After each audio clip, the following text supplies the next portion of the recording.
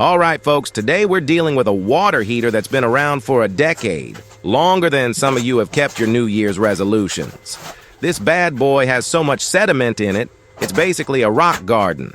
I tried draining it the usual way, but this thing wasn't having it. It was like, nope, I'm just going to sit here and think about my life choices. So, what do you do when a water heater won't drain? Well, you grab your trusty saw and cut it out like it's a scene from a horror movie. After a bit of a wrestling match, I'll spare you the details, but let's just say I'm glad I had my Wheaties this morning. I managed to wheel this beast to the front. You'd think it would cooperate at this point, but no. It's still holding onto that water like a toddler with their last piece of candy. I finally had to remove the drain and let it slowly give up the ghost. Now here's the thing.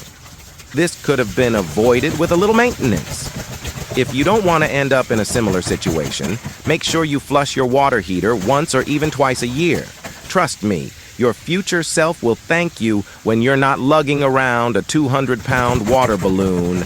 And hey, if you found this useful, or just enjoyed watching me suffer, hit that subscribe button. I've got plenty more adventures, mishaps, and plumbing wisdom coming your way. Until next time, keep those water heaters clean, folks.